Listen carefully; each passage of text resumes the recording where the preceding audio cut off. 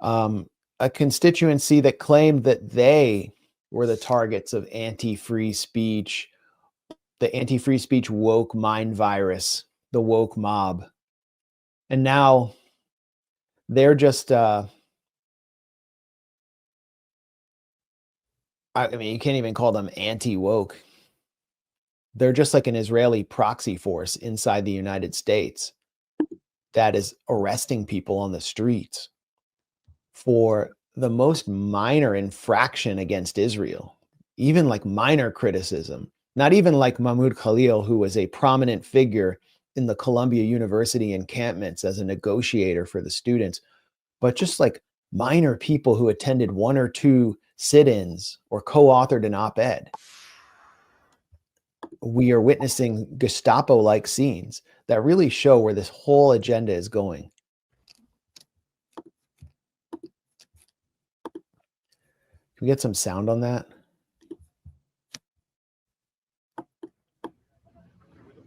Full sound. You guys covering your faces? You want to take those masks off?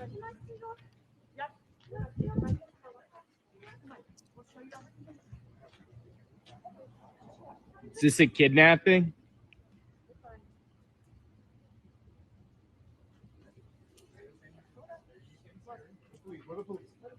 Yeah, you don't look like it. Why are you hiding your faces? Why are you hiding your faces?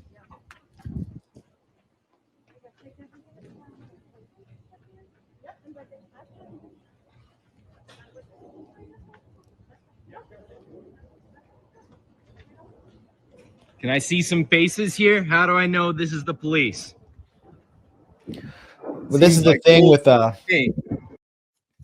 I mean, yeah, you can turn the volume down, but I just wanted to, the person who's filming, who is doing the Lord's work by filming this in the streets of Boston, is showing a student from Tufts University who is on a student visa named Rumeysa Öztürk, a Turkish national, being picked up on her way to an iftar dinner, I believe at her sister's house, by masked agents of ICE, which has been transformed into Israel's censorship enforcers, but which stands for Immigration and Customs Enforcement. And he's saying, show us your faces. This is what's happening around the country, is a lot of undocumented people are being picked up, as well as people who are in the country legally, who are Venezuelans who came through the TPS program. They're being picked up by masked men who are unidentified, who don't flash badges, and their relatives don't know who's taking them, which is pretty terrifying.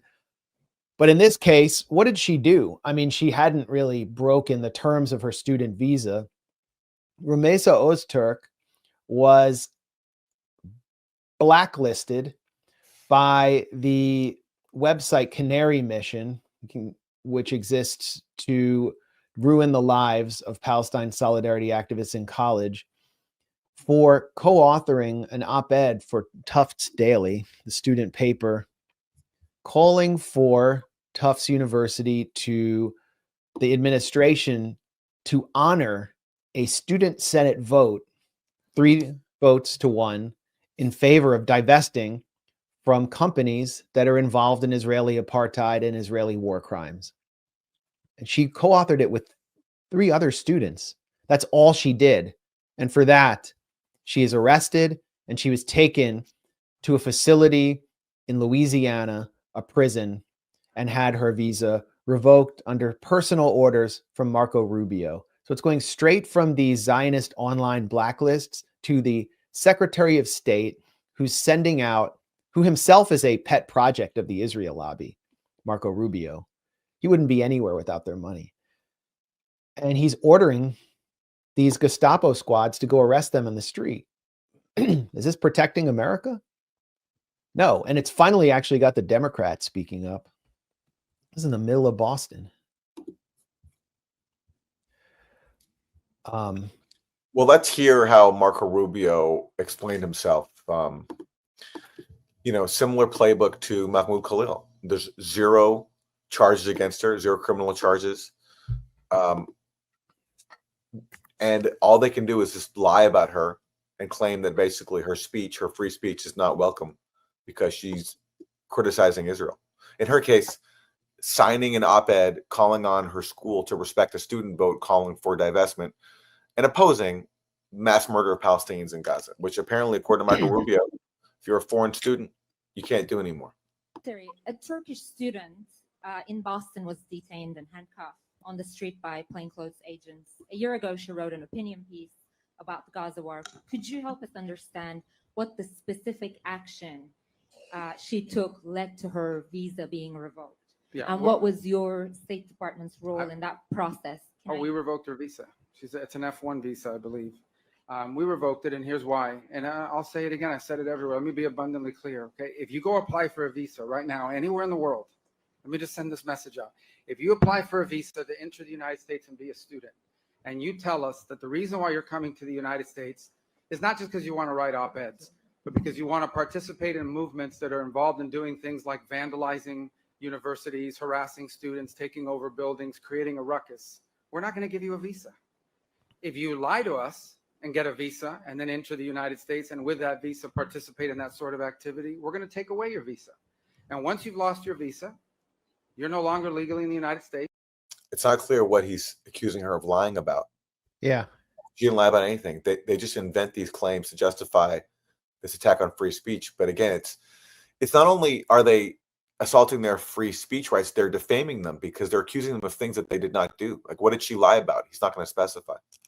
Yeah. Well, he also claimed that she was like rampaging across campus and attacking Jews, and she did nothing of the sort. She just co-authored an op-ed. That's it. Calling for the school to actually follow its own rules. She was actually calling for the rule of law at her educational institution, because as we see on campus after campus after campus, there's no democracy.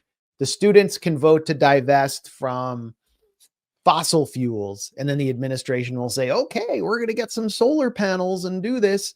And once they vote to divest from Israel, the administration immediately says no. Because, I mean, what we see happening at Columbia University is the pretext, or is the test case. Columbia University didn't crack down hard enough on students protesting genocide, and the Trump administration has threatened to pull $400 million in research grants, which would strip Columbia University of its august reputation as a leading research facility that brings great minds from around the world. And so they capitulated completely and have allowed a Zionist central scrutinizer to essentially take control of its Middle East studies department. It's what Rashid Khalidi, the Edward Said professor at Columbia University, calls Vichy on the Hudson. And so all of these schools, Tufts University, I think they banned their Students for Justice in Palestine chapter. They cracked down harshly on students there nearby in Waltham, Massachusetts. At Brandeis University, the Students for Justice in Palestine chapter was banned, and they were pepper sprayed and beaten with batons when they tried to hold a sit-in at this school. I was actually the first speaker that SJP chapter ever hosted. And it's at a traditionally Jewish school, but a very liberal Jewish school, where students are divided on the issue. So Ozturk is just a casualty of the debate. Rubio called her insane, and he's pledging to arrest more. More have been arrested in the last 24 hours and sent to facilities in Louisiana. He bragged about revoking the visas of at least 300 students in the U.S. So, and again, who's giving them these lists of students to go after? It's groups like Canary Mission, Beitar, these fanatical Zionist groups that, as you said, make it their mission to destroy the lives of people who are in solidarity with Palestinians. And the irony, as you also mentioned, that the Trump camp, they came to office claiming to be the party of free speech, not only of free speech, but also being against, campus snowflakes, so-called woke people who are triggered by other people's words to the point where they get you canceled and try to ruin your life. In fact, this is Marco Rubio speaking at CPAC, the conservative conference in 2002. And listen to him posture about being a free speech, anti-woke champion, and apply his critique to what he's now doing today. And so for the first time in my lifetime, and probably your lifetime, we have witnessed things that we had never seen in this country before. For the first time now, we started to see the building momentum behind, first of all, like there's now a speech code, right?